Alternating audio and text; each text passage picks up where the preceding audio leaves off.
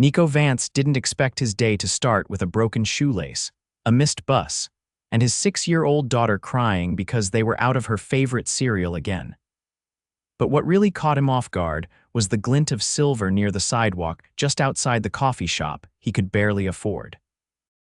"Daddy, look!" Ava tugged at his worn jacket and pointed. "Keys?" Nico crouched and picked them up, squinting at the sleek fob with a luxury logo he'd only seen through store windows. "Well, someone's going to miss these," he muttered, turning them over in his calloused hands. He looked around, but the street was already thinning as people rushed to work. He couldn't afford to be late to his own job, if he could even call it that. The construction site he worked at had been cutting hours, and rent was due in a week. Still, he walked into the cafe, Ava's small hand tangled in his. "Hey, did anyone lose a set of keys? Fancy ones, maybe to a spaceship," he joked to the barista, who just shrugged. "No one's asked. You could leave them at the counter." But something told Nico not to. He'd seen enough people get things stolen when they trusted the wrong hands, so he pocketed them, figuring he'd try one of the nearby valet booths later. Maybe someone would be looking. Ava tugged again. "I'm hungry." He sighed and patted his wallet. $3. He ordered her a muffin and let the smell of cinnamon cover the guilt of not being able to buy himself coffee.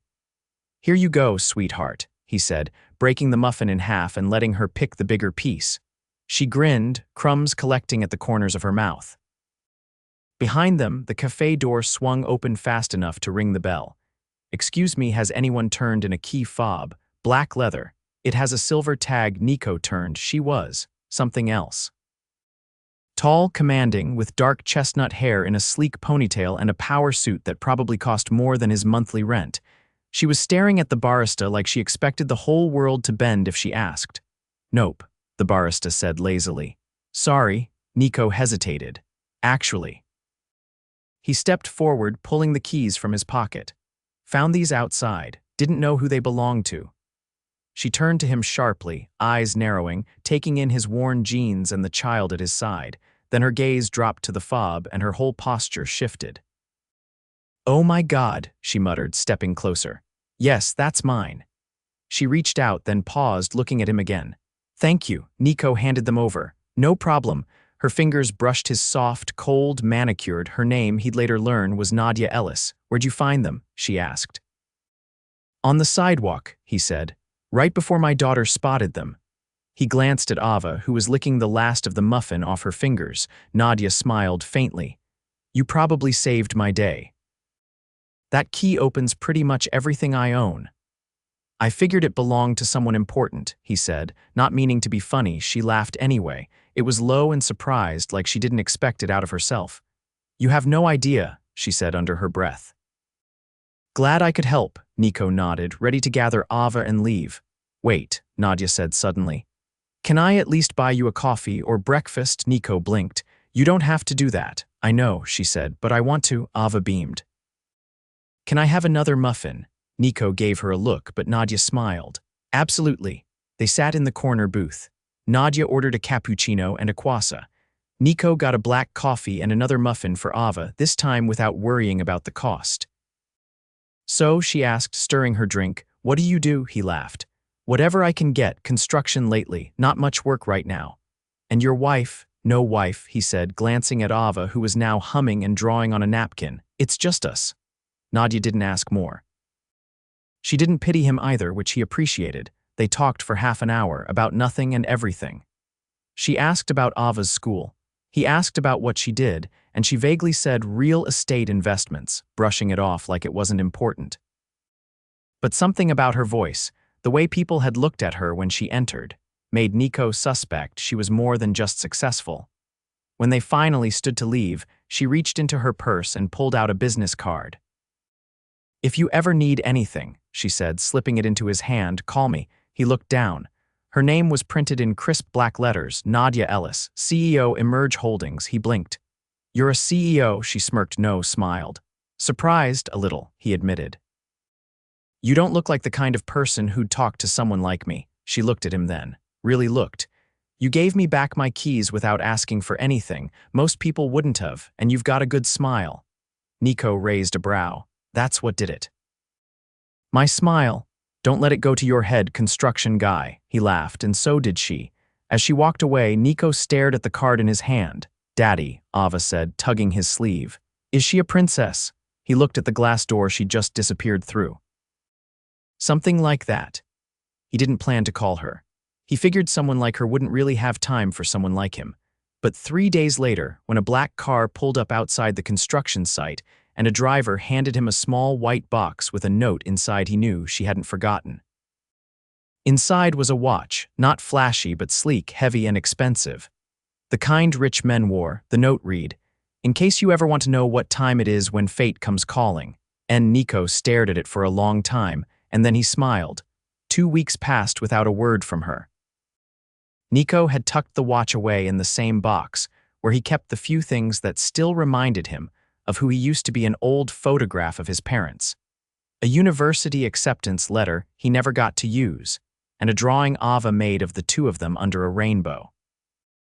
He wasn't sure why he hadn't called her. Maybe it was pride, maybe it was fear, or maybe it was the fact that he didn't know what he would say. Thanks for the watch, want to grab coffee again. What was a man like him supposed to offer a woman who probably closed million-dollar deals before breakfast? Then, on a Friday afternoon, as he was hauling drywall into the back of a truck, his name echoed across the lot. Nico, he turned, squinting against the sun. A man in a navy suit was walking toward him, clearly out of place among the dust and steel. His shoes were too clean, his shirt too pressed. "You Nico Vance?" "Yeah," he replied, lowering the panel carefully. "Why?" The man handed him an envelope, heavy, cream-colored, no return address. "She asked me to deliver this personally." He opened it slowly. Inside was a single card, embossed. "Elegant dinner tonight, 7, dress sharp." Below the message was an address in Tribeca, no signature, but none was needed. He stared at it for a long second. "I'm supposed to wait for your answer," the man added. Nico glanced at the card again. "Tell her I'll be there." The man nodded once and walked away without another word. That night, he stood in front of his narrow mirror, buttoning the only dress shirt he owned. It was clean, a little tight around the shoulders, and paired with slacks he hadn't worn since his cousin's wedding. Ava sat on the bed behind him, legs swinging as she watched him. "Why are you nervous?" He adjusted the collar. "Who says I'm nervous? You've fixed your hair 4 times, he laughed. "I'm meeting someone, she's different, like a movie star." He paused. "Kind of. I like her already." He kissed her forehead. "Be good for Mrs. Tran, okay?" At 7 sharp, Nico stood in front of a glass building that seemed to hum with quiet luxury. A man in uniform opened the door before he could reach for the handle. The elevator ride was silent, but his pulse wasn't. When the doors opened, he stepped into a space that looked more like a private art gallery than a restaurant. Low lighting, marble floors, a sweeping view of the skyline through floor-to-ceiling windows, and there she was. Nadia stood near the window, her back to him, wearing a sleek black gown that fell like water to the floor. Her hair was pinned up, exposing the delicate curve of her neck. She turned as he approached, and her expression changed the moment she saw him. "You clean up well," she said, her voice light but unmistakably pleased. "You didn't give me much choice," he replied. She gestured toward the table set for 2 near the glass. "I thought I'd return the favor. You fed my morning. Let me feed your evening." He followed her, trying not to feel like he was out of place. As they sat, a waiter appeared out of nowhere, pouring wine and listing off dishes Nico had only ever seen on cooking shows. He nodded politely, letting Nadia order for them both. "How long did it take you to decide?" she asked once they were alone. "About 10 seconds. "Why 10? I needed 5 to read the card and 5 to convince myself I wasn't hallucinating." She laughed softly, swirling her wine. "I like that you didn't hesitate. You don't seem like someone who hears no very often." "I don't, but I wasn't sure you'd come." "Why invite me?" She leaned back slightly, studying him. "Because I wanted to. That's simple. I don't do things I don't want to do." He considered that. "Must be nice." "It's not always easy," she said, her tone shifting. "People assume when you have money, choices are effortless, but power comes with its own cage." He tilted his head. "And this dinner, what is it? A window? Maybe." She met his gaze. "I don't know what this is yet." "I only know I haven't stopped thinking about you since the cafe." He blinked. "You're serious?" I don't say things I don't mean. He set his glass down. You don't think this is a little ridiculous? Of course it is. So are most things worth doing. Their food arrived delicate, plated like art, and for a while they ate in silence. Then, tell me something you've never told anyone, she said, wiping her mouth with a linen napkin. He hesitated. Why? Because I want to know who you are when no one's watching. He looked out at the city, then back at her. I used to want to be a teacher, history. Thought if I could help kids make sense of the past, they'd have a better shot at the future. What stopped you? Life, she didn't press. Instead, she said, I used to sneak into construction sites, he laughed. You're kidding. Nope. My father built half the buildings in Midtown. I was obsessed with watching them go up. I'd sneak away from my tutor, climb scaffolding. I wanted to know how things held together. He stared at her. You're not what I expected. I get that a lot. The night stretched long and easy after that. The tension faded, replaced by something warmer, real. He talked about Ava. She told him about a summer she spent in Paris, broke and pretending she wasn't. When it was time to leave, they stood just inside the doors, the city glittering below. I'm not your world, he said quietly. She looked up at him. You're not supposed to be. Then what am I? A question I haven't answered yet. She stepped closer. He didn't move away. I don't play games, she said. If I want something, I go after it. And right now, I want to kiss you. He didn't speak, just leaned in. The kiss was slow, certain, nothing like the world they came from. It didn't demand. It promised. When they pulled apart, she touched his collar. Let me drive you home, he shook his head. Not tonight, her brow lifted just slightly. I need to walk, think, she nodded once. I'll see you again. Yeah, he said. You will. He stepped back, then turned and disappeared into the elevator. She watched until the doors closed. In the silence that followed, Nadia Ellis smiled, and for the first time in a long time, it wasn't for anyone else's benefit. The next time Nico saw Nadia, it wasn't planned. He was walking Ava home from her after-school art class, carrying her oversized paper sunflower that was already starting to wilt at the corners, when a sleek black car pulled up beside them at the curb. He instinctively shifted Ava behind him, his hand tightening on hers. The window lowered. Tell me you're free for the next hour, Nadia said, sunglasses perched on her head and something unreadable in her expression. Ava gasped. The princess? Nico blinked, his heart stumbling before catching pace again. What are you doing in this neighborhood? I was nearby. Thought I'd try my luck. He glanced down at Ava. We were just heading home. Change of plans, Nadia said, stepping out of the car. She bent slightly to Ava's level. Would you like to see something magical? Ava looked up at her father, eyes wide. Nico hesitated, then nodded. All right. They followed her to the car. The driver opened the door without being asked. Inside, the scent of jasmine and clean leather filled the air. Ava pressed her nose to the window as they sped through the city. 30 minutes later, they exited in a part of town Nico had never been able to afford to even rent a storage unit in. The car stopped in front of a building with curved glass walls and a gold-lettered plaque that simply read, The Lucent. Inside, the elevator swept them up without a button press. When the doors opened, they stepped into a room washed in sunlight and silence. High ceilings, walls of glass. A grand piano sat near one edge like it had always belonged there. Ava let go of Nico's hand and ran to the windows. It's so high, this isn't my home, Nadia said, watching her. Not yet. I bought the penthouse last month. Been too busy to decide what to do with it. Nico raised a brow. You brought us to an empty apartment. I brought you to a blank canvas. She walked toward the corner and picked up a set of swatches from a marble counter. Tell me, she said, holding up a strip of muted blues. Do you think this feels more like sky or sea? Nico crossed his arms. You brought us here for decorating advice. I brought you here because I wanted to see what this place looked like with life in it. He looked at her, the afternoon light catching in her hair. You mean her. I mean both of you. Ava spun in a slow circle, her arms out like wings. You're not what I thought you'd be, Nico said after a moment. Because I have money. Because you use it like it means nothing, her gaze sharpened. And what if it doesn't? Then why keep it? Because it gives me the freedom to choose. He studied her. And today you chose us. I did. Ava tugged on her father's hand. Can we come back here again? Nico looked at Nadia. She met his eyes. Anytime. Later, when the sun started to dip and the shadows stretched across the floor like spilled ink, they left. Nadia didn't press for anything more.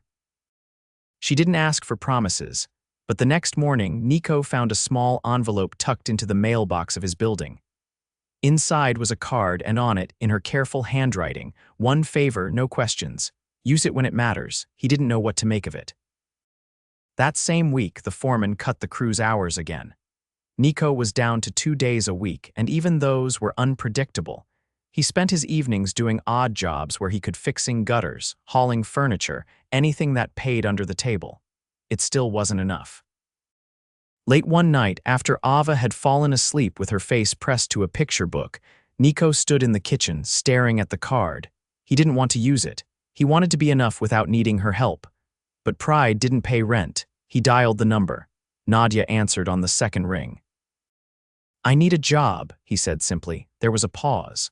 "Come to the Emerge lobby tomorrow at 9, she said. "Ask for Devon." He arrived early, wearing the only suit he hadn't yet grown out of. The receptionist greeted him by name and handed him a visitor badge before he even spoke. Devon was a tall man with sharp glasses and a clipboard that looked surgically attached to his hand. He didn't ask about Nico's resume. He didn't need to. "You'll be assisting our logistics coordinator. Deliveries, inventory, maintenance checks. You'll report to me." Nico nodded. "I can handle that. Miss Ellis said to start you at full salary with benefits." Nico stiffened. "That's not necessary. I didn't come here for charity." Devon didn't look up. "She doesn't believe in charity, only investment." The job wasn't glamorous, but it was steady. The warehouse buzzed with movement, and Nico quickly learned the rhythm of it. He kept his head down, worked hard, and avoided the upper floors where the real power decisions happened. Still, every once in a while he'd see her. Sometimes in a glass-walled conference room, gesturing over blueprints. Sometimes on the elevator, surrounded by assistants with tablets and rapid-fire updates. She never acknowledged him in front of anyone. But once, after a long day when he stayed late to help restack a shipment, he found a bottle of water and a note on the bench in the locker room. "I see you." Another time, he opened one of the delivery trucks and found a paper bag with a sandwich and a post-it that said, "Take a break, hero." He didn't respond, but he didn't throw them away either. Weeks passed. Ava was thriving in school, and Nico found himself breathing easier for the first time in years. He still walked her every morning, still read to her every night, but now, between those hours, something new had started to grow. One Thursday, Devon called him into a private office. "Miss Ellis wants you to accompany her to the Rivington site tomorrow." Nico frowned. "Why me?" She said she trusts your eye. The next morning, he met her in the underground garage. She was already waiting, leaning against a matte gray car he couldn't name but knew cost more than anything he'd ever owned. "You really want me to walk through a site with you? I want someone who doesn't lie to me. Isn't that what your board is for? They lie to impress." "You don't." The drive was quiet. At the site, she handed him a hard hat and led him through the skeleton of what would soon be a luxury property. She asked him what he saw, not the paint or the fixtures, the shape, the flow, the parts that mattered. He told her honestly. "You're dangerous, you know," she said after a pause. "Why's that?" "Because I'm starting to forget what my life looked like before you walked into it." He looked at her, really looked, and saw it then, the weight behind the confidence, the loneliness behind the power. "I'm not here to fix anything," she nodded. "I don't want you to be." They walked in silence for a while, side by side through the unfinished space. Before they left, she stopped him at the edge of the lot. "I've had people chase me for years," she said. "But not one of them ever made me feel like I wanted to stop running." Nico didn't say anything. He didn't have to. He just reached for her hand. And for the first time, she let someone hold it without needing to lead. Rain streaked the windows of the penthouse like silver ribbons as Nadia stood barefoot in her kitchen, staring at the untouched coffee in her hand. She hadn't slept. Her phone had buzzed twice just after midnight, both times from board members questioning her decision to greenlight a last-minute contract restructure on the Rivington project. She hadn't replied. Let them wait. For once, she didn't feel like explaining herself to anyone. A sound from the hallway pulled her from her thoughts. Nico stepped around the corner, towel slung over his shoulder, hair damp from the shower. He wore a shirt she'd bought him on a whim, dark gray, fitted, and it still surprised her how easily he belonged in her space, even when everything about him came from a world she used to think she'd left behind. "You didn't come to bed," he said, voice thick with sleep. "I couldn't," she replied, turning to lean against the counter. "Too many voices in my head. Want me to silence a few of them?" She smiled, but it didn't quite reach her eyes. "They'll just get louder tomorrow. Then let's make tonight loud enough to drown them out." She tilted her head. "And how do you plan to do that?" "By doing something that terrifies you," he said, crossing to her and resting his hands on her hips. "Like what?" "Letting someone else take the reins for once." She narrowed her eyes. "You, me, a beat. Fine," she said. "What do you have in mind?" "Give me one day. No assistants, no phones, just you, Ava, and me. Don't tell me you're taking us somewhere with roller coasters." "No," he said, tugging her close, "but I am taking you somewhere you're not in control." She arched a brow. "I don't like surprises. You will this one." She didn't ask more, maybe because a part of her was tired of knowing everything before it happened. The next morning, Nico drove them out of the city in a borrowed Jeep, Ava in the back seat singing to herself while Nadia watched the skyline shrink until only trees and two-lane roads remained. Her heels were in her bag, replaced by sneakers she hadn't worn in years. They pulled into a gravel drive nearly an hour later, surrounded by pine and the smell of damp earth. A small cabin sat tucked between two hills, smoke curling lazily from its chimney. "Is this your secret escape?" she asked as they stepped out. "It's my cousin's," he said, grabbing the overnight bag. "He's on a fishing trip. I asked if I could use it." She scanned the clearing. "Why here?" "Because you've seen the city from rooftops and penthouses. I wanted you to see it from the roots." Inside, the cabin was simple. One large room, a stone fireplace, a faded couch, and a table with mismatched chairs. Ava ran to explore, her laughter echoing off the wooden beams. Nadia set her bag down slowly. "You know this place smells like pine and wet socks, right? You'll get used to it." He was right. By nightfall, Nadia was curled up in a threadbare blanket by the fire, Ava asleep on a futon behind her, and Nico sitting beside her with 2 mugs of cider between them. She stared into the flames. "I used to think if I worked hard enough, I could outrun where I came from." "You didn't outrun it," he said. "You built on it." "I buried it," she replied. "Every part that didn't look good on paper. The mess, the fear, the nights I ate cereal with water because the milk went bad. You're not the only one who had nights like that." She looked at him. "But I never let anyone see them." "You let me." She reached for his hand. "You made me want to." He kissed her knuckles slowly, then rested their joined hands on her knee. The next morning, they cooked breakfast on a skillet older than both of them, and Nadia laughed when her pancake stuck to the ceiling after Nico flipped it too hard.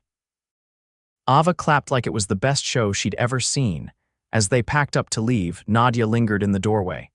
"I needed this," she said. "I know." Back in the city, everything returned to motion, but something had shifted. Nico received a call from Devon 3 days later. "We need to talk," Devon said without preamble. Nadia's stepping down from Emerge, Nico froze. "What?" She announced it this morning, said she wants to take the company in a new direction, appointed a new CEO, said she's staying on his chair but day to day. She's done. By the time Nico made it to her place, she was already packing books into boxes. "You're really doing this?" he asked from the doorway. She didn't look up. "I've spent 10 years building empires. It's time I build something else." He stepped closer. "Like what?" She met his eyes. "Like a life," his voice dropped. "With me, with you, with Ava, with mornings where I don't check a stock report before brushing my teeth." He took the box from her hands and set it aside. "You're sure?" "I've never been more." He kissed her without hesitation this time, anchoring her to the decision she'd already made. 2 weeks later, they moved into a brownstone near the park neutral ground, hers and his. Ava picked out the curtains. Nico painted the walls.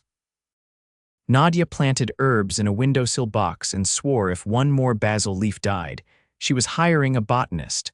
Life didn't slow down. It just got louder in all the ways that mattered. On a Sunday morning, as the sunlight filtered through the kitchen window and Ava read aloud from a storybook with wild voices and too many giggles, Nico looked across the table at Nadia. She wore one of his old shirts, hair still damp from the shower, no makeup, no armor, just her. He reached into his back pocket and pulled out the silver key fob she had once lost. "Took me this long to return it properly," he said. She tilted her head. "You're giving it back. I'm giving it a new meaning." She stared at it, then at him. "You found me when I didn't know I was lost," he said. "You gave me a world I didn't think I deserved." "You gave me a reason to stop hiding behind one," she replied. He stood, walked around the table, and dropped to one knee, her breath caught. He held up a small black box, inside of which sat a ring, simple, classic, and unmistakably her. "I don't have a private jet," he said. "But I have a heart that beats faster every time you walk into the room, a daughter who already calls you magic, and a life I want to build with you every single day." She didn't speak, just nodded, eyes full of something she hadn't let herself feel in years. He slipped the ring on her finger. Ava clapped. "Does this mean I get to be the flower girl?" They all laughed, and when Nadia pulled Nico into a kiss, it wasn't the kind of kiss that came from fireworks or grand stages. It was the kind of kiss that said, "I'm home," and for the first time they both were. The first fight came over the color of a chair. Not a screaming match or a storm-out-the-door kind of fight, but the kind that simmers just under the surface, where words are careful and clipped, and no one wants to be the first to admit they're being ridiculous. "It's just a chair," Nico said, arms crossed as he leaned against the doorway of the guest room they were turning into a shared office.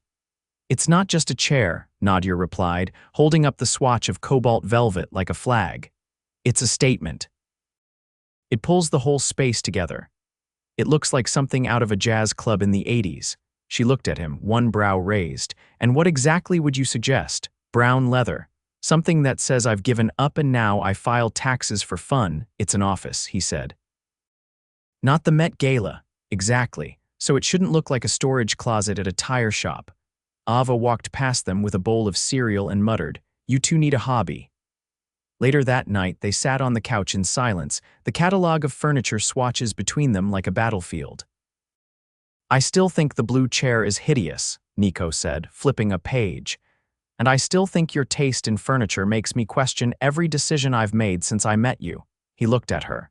"Even this one." She closed the catalog and leaned into him.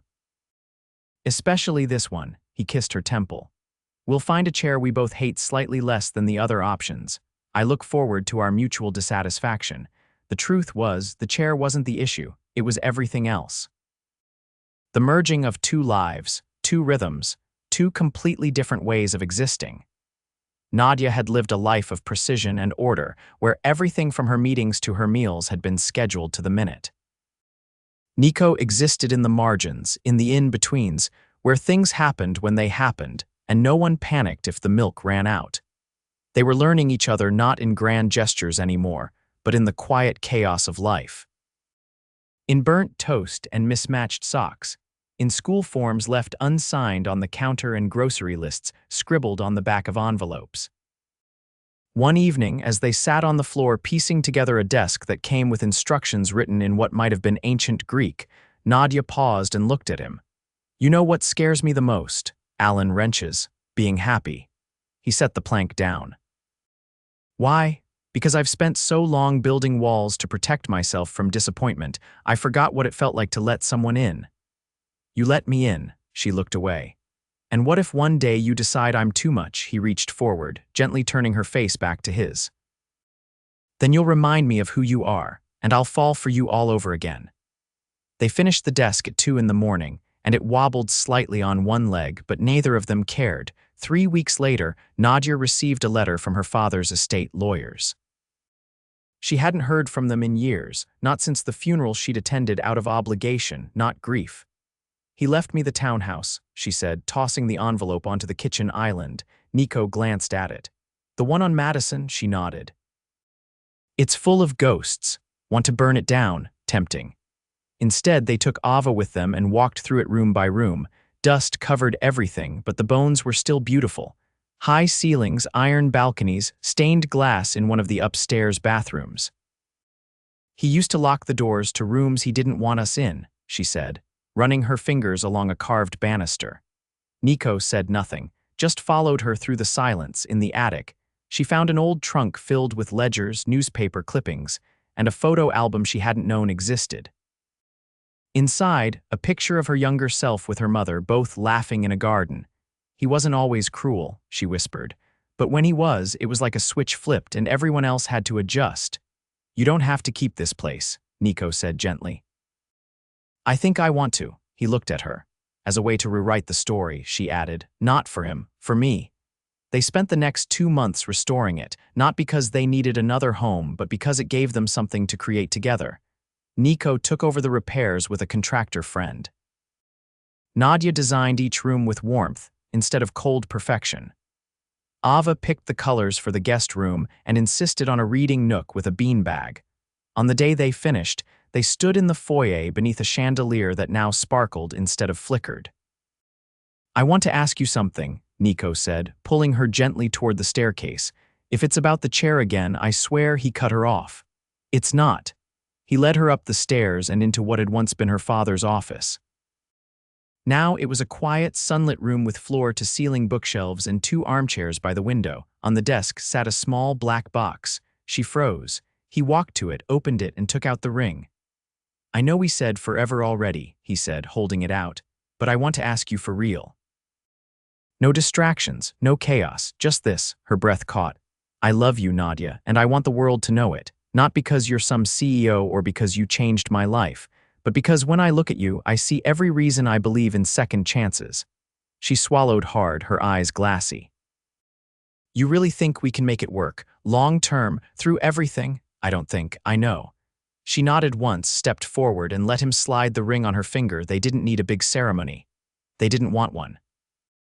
Instead, they married in the garden behind the brownstone, with Ava tossing flower petals from a basket she had decorated herself. Nadia wore a simple ivory dress with no train and no veil.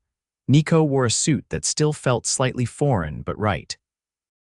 Devon was there, holding a whiskey and pretending not to cry. Mrs. Tran from next door brought lemon bars. Nico's cousin officiated and accidentally dropped the ring mid-vow, which made Ava laugh so hard she snorted. Afterward, they danced barefoot under string lights while a record player spun old songs, and the scent of jasmine drifted from the windowsill box. The townhouse on Madison became a foundation. Not just a house, but a place where they hosted family dinners, where Ava did her homework on the kitchen table, where the walls held no secrets, only stories. Nadia didn't return to emerge. Instead, she started a foundation in her mother's name, offering scholarships to first-generation college students in the city. Nico helped run the operations, teaching workshops on practical trades and life skills, using everything he'd learned from the ground up. They no longer needed to prove anything to anyone. Years passed not rushed, not dramatic but full. Full of burnt cookies and late-night movies, of Ava's science projects and school dances, of garden parties where friends became family, and quiet mornings drinking coffee in the sunlight.